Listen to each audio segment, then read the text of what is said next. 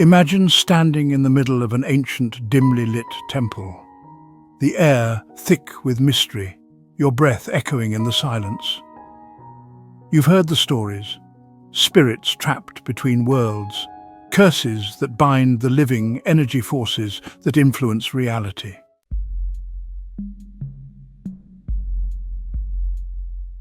We've all been fascinated by these paranormal myths at some point, but how much truth do they really hold? Is there something beyond what we see, or have these stories simply evolved out of fear, misunderstanding, and centuries of superstition? I've always been deeply curious. If we're going to live a life of depth, we need to question everything. Why do we believe in these myths? What truths, if any, hide beneath them?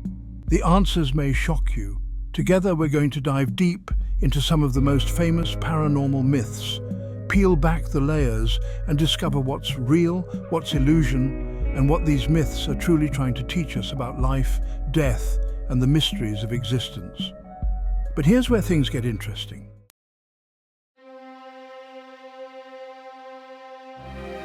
I didn't come into this journey to simply dismiss or mock these beliefs. There's something powerful in myths, something deeply spiritual that reflects back to us our own fears, desires, and the unknown. And if we approach these myths with both skepticism and an open heart, the insights we gain might transform the way we see reality itself.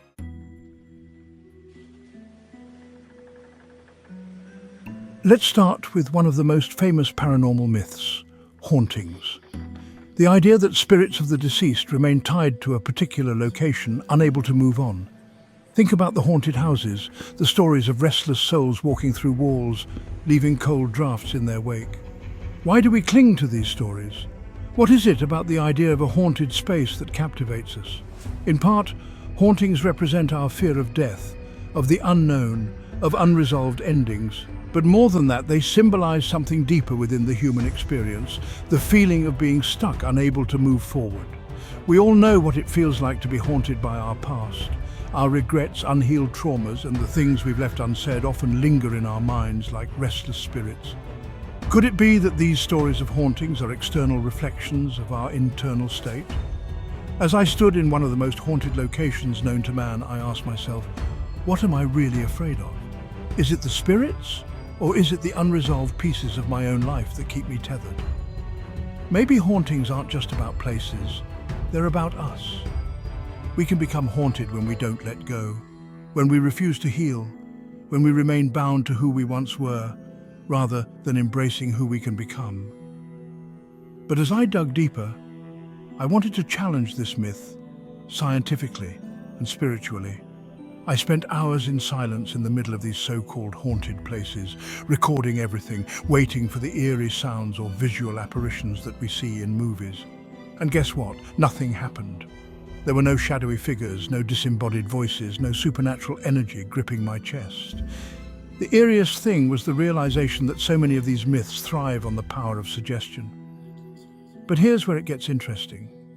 As I sat there, still in the silence, something did happen. Not outside of me, but within me. The silence, the stillness, the isolation forced me to face my own fears, my own unresolved emotions. And that's when it hit me. The real hauntings are within us. Paranormal myths about spirits are external stories that help us deal with the internal conflicts we don't want to face. Ask yourself, what unresolved part of your past are you still haunted by? How much of your fear of the unknown comes from what you haven't dealt with inside?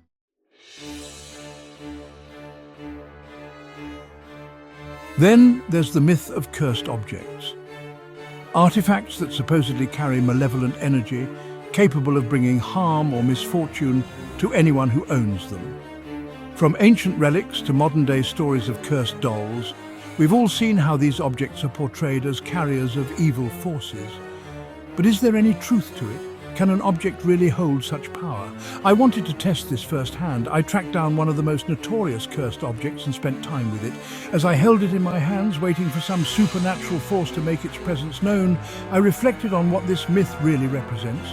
Cursed objects symbolize our deep-seated belief that misfortune can be externalized, that bad things happen because of something outside of us, something we can blame, rather than something we need to take responsibility for. We all have our cursed objects in life, those things we blame for our problems.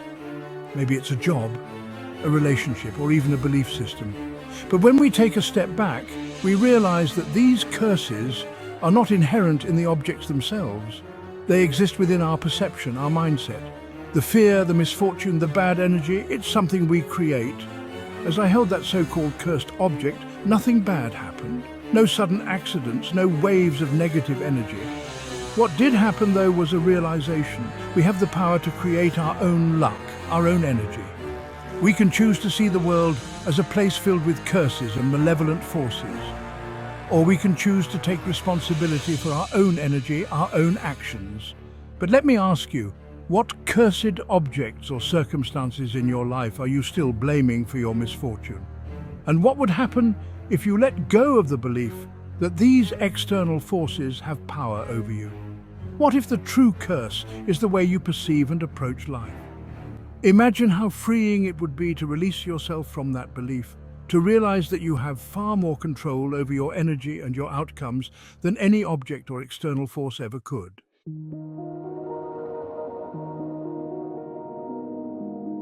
Now let's talk about psychic abilities, the belief that certain individuals can tap into supernatural powers to predict the future, read minds, or communicate with otherworldly beings.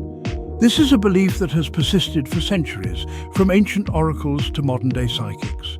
But is it real? Can we truly tap into a force beyond the physical to access hidden knowledge? I met with several people who claim to have these abilities, and I went into the experience with an open mind, but also a healthy dose of skepticism. I've always believed that we have untapped potential within us, that human consciousness is far more powerful than we realize. But I also believe in questioning everything, even the things we hope are true. As I sat with these psychics, something surprising happened. It wasn't that they made accurate predictions or read my mind perfectly. It was that they tapped into something deeper, intuition. The truth is, we all have intuitive abilities. We've all experienced moments of knowing something without being told, of sensing energy or emotions that others don't express. But here's the twist. Psychic abilities aren't as mystical as they're often portrayed. They are, in many ways, extensions of our intuition, our ability to connect deeply with others, to sense patterns, to understand the energy in a room. Could it be that what we've labeled psychic is actually a heightened form of awareness? A deep connection to the present moment, to the subtle cues that most of us overlook? Rather than focusing on predicting the future, what if the true power of psychic ability is being fully present in the now, tuning into the energy that surrounds us and listening to our inner voice? Ask yourself, how often do you dismiss your own intuition? How often do you ignore the subtle signals that life is giving you, waiting for something more dramatic, more supernatural to appear? What if the wisdom you seek is already within you, waiting for you to listen? By the end of this exploration, I realized that these myths, hauntings, curses, psychic abilities are not about external forces at all. They are reflections of our inner world, our fears, our desires, and our search for meaning. When we strip away the supernatural veneer, what's left is the human experience, the search for connection, the fear of the unknown, and the power of belief. But let me leave you with one last question. What myths are you still holding on to in your own life?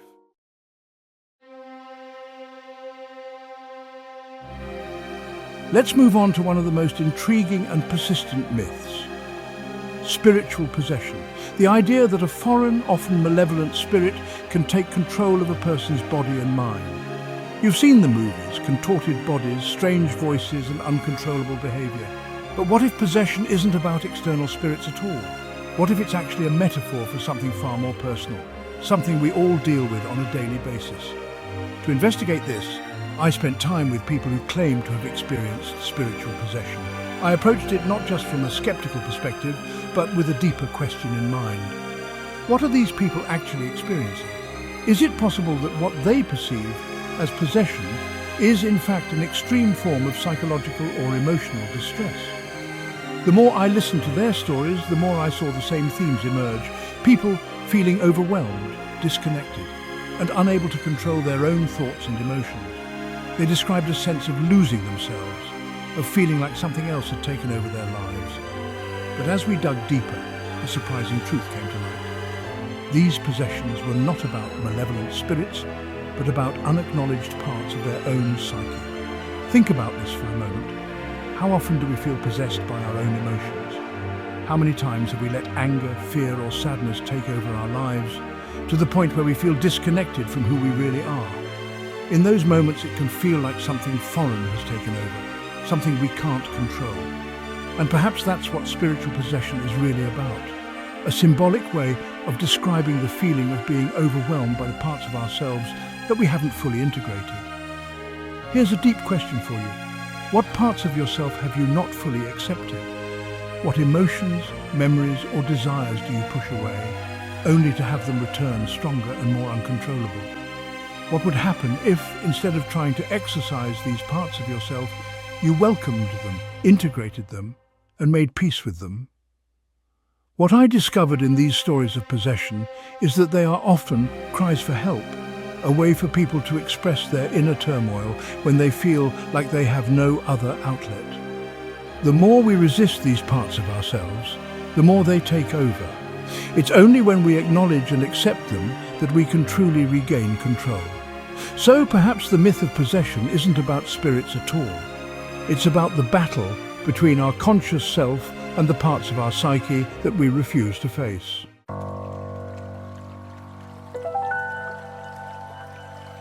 Now let's shift our focus to another famous myth out-of-body experiences, or OBEs.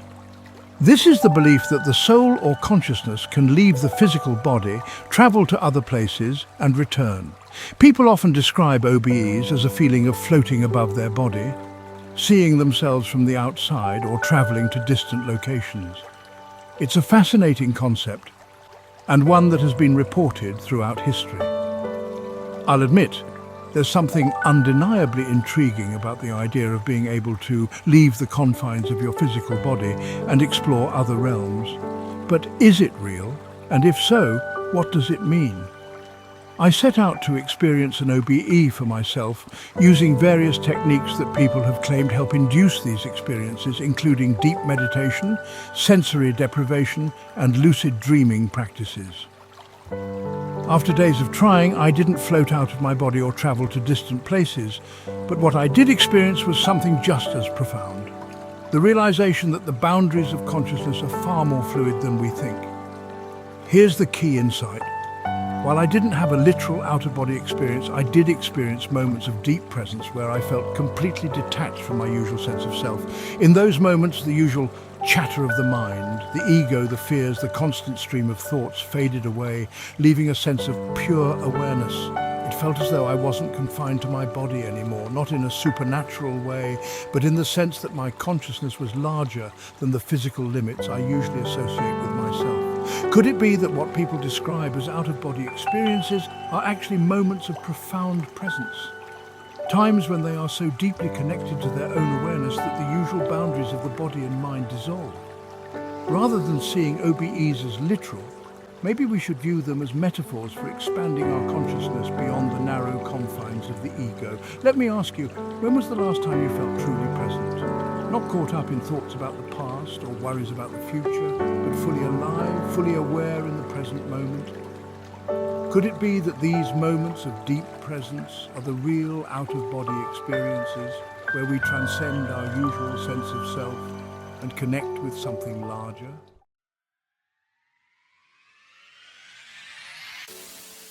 Finally, let's tackle one of the most controversial myths: miracles, the belief that divine intervention can override the laws of nature.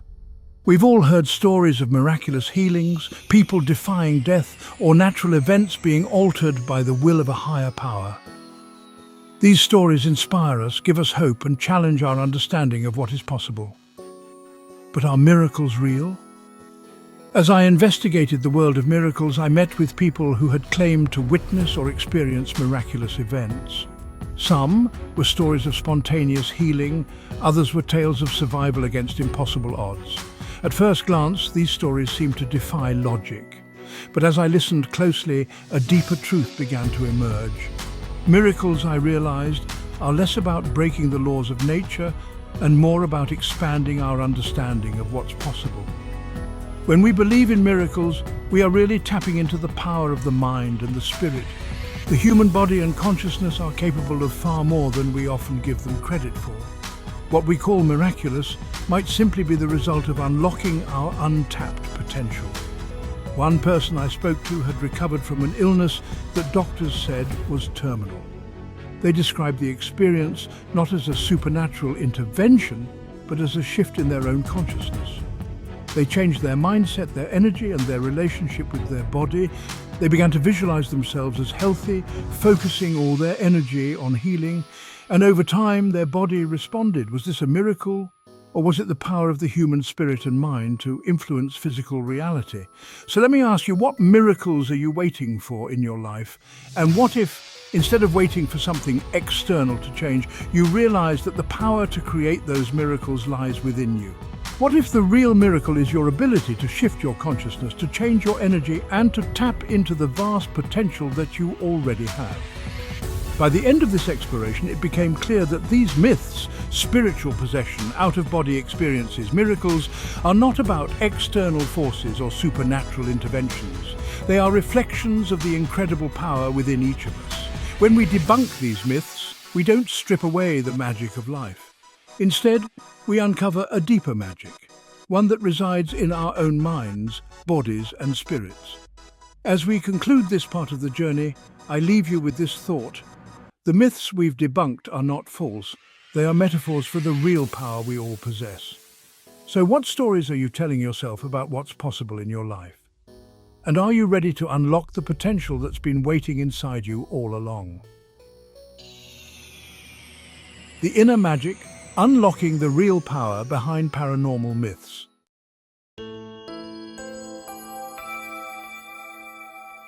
Let's revisit the idea of telepathy, the supposed ability to communicate with others through thoughts alone. It's a concept that has fascinated humanity for centuries. Imagine being able to send messages without words, to understand another person's feelings or thoughts directly. While science may not yet support the literal existence of telepathy, I want to challenge you to think about what telepathy represents at a deeper level. We've all had moments where we seemed to know what someone else was thinking, where we felt connected to their emotions without them speaking a word. Is this telepathy, or is it the result of a deep level of empathy, of truly tuning into another person's energy? When we remove the supernatural lens, what we see is the human capacity for profound connection. We may not read minds, but we can read emotions, body language, and subtle cues far more than we realize. Think about the last time you truly connected with someone. Not just through conversation, but through presence, when you could sense their mood, feel their energy without them saying a word. That's a form of telepathy, isn't it? And it's a reminder that, on a fundamental level, we are all connected. We are all part of a shared energy field, a collective consciousness. The more present and mindful we are, the more attuned we become to this connection. So ask yourself, how often do you truly listen to the people around you, not just to their words, but to their unspoken emotions? How much more deeply could you connect with others if you allowed yourself to be fully present, fully aware of their energy? This is the real gift that myths like telepathy offer us. The reminder that we already have the power to connect, to understand, and to empathize on a profound level.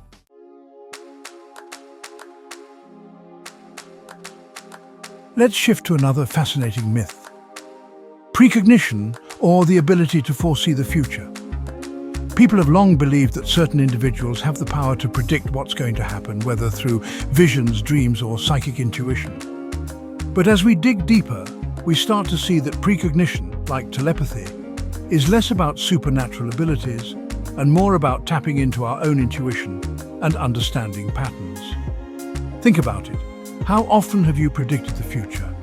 Not because of some psychic ability, but because you were able to see the patterns unfolding in front of you. We all do this. Our minds are wired to recognize patterns and make predictions based on past experiences. We see it in our relationships, our work, even in the way we navigate everyday life. When we're deeply in tune with ourselves and the world around us, we can sense what's coming. It's not magic, It's intuition combined with an awareness of patterns. So what does this mean for the myth of precognition? It means that we all have the ability to see the future, not in a literal sense, but by becoming more present, more aware, and more attuned to the patterns of life. It's about honing our intuition, trusting our instincts, and recognizing the flow of energy around us. Let me ask you this.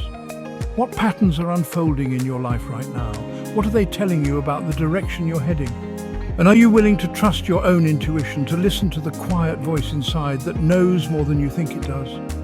This is the real power of seeing the future, the ability to sense the next step, to navigate life with clarity and confidence, guided by your own inner wisdom.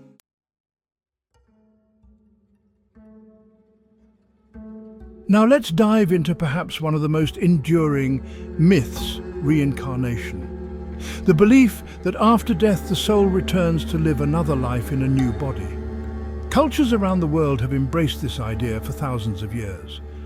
But what if reincarnation, like the other myths we've explored, is less about the literal return of the soul and more about a deeper spiritual truth? I believe that reincarnation can be seen as a metaphor for the cycles of life, death, and rebirth that we experience all the time, within one lifetime. Think about the major transitions you've gone through. Maybe it was a career change, a relationship ending, or a shift in your worldview. In those moments, didn't a part of you die and a new part of you reincarnate? We are constantly evolving, constantly shedding old versions of ourselves and stepping into new ones. Every time we let go of an outdated belief, a limiting mindset, or a toxic situation, we are reborn. Reincarnation, then, is not just about what happens after death, it's about what happens within life. It's about the opportunity to continuously grow, to reinvent ourselves, to evolve. And just like the idea of reincarnation suggests, we carry lessons from our past lives into our present ones. Each rebirth is informed by the experiences and wisdom we've gained along the way. So ask yourself, what part of you is ready to be reborn? What old habits, beliefs, or fears are you ready to let go of so that a new version of you can emerge? And how can you embrace this process of constant reincarnation, knowing that each new beginning is a chance to step closer to your true self?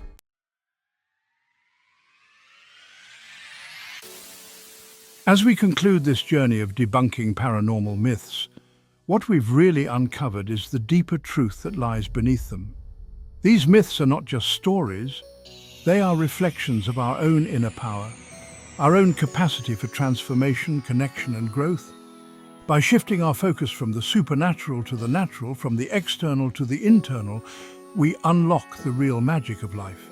The most shocking result of all, the realization that the answers we seek are not out there in the world of ghosts, psychics, or mystical forces. The answers are within us. We are the source of the power, the mystery, and the transformation we seek. And the moment we realize that, we stop waiting for miracles to happen. We start creating them. So I'll leave you with one final question. What myth are you ready to debunk in your own life? What story have you been telling yourself that no longer serves you? And are you ready to embrace the truth that you hold the power to create your own reality, to shape your own destiny, and to live the life you've always dreamed of? This is the real magic. This is the power within you.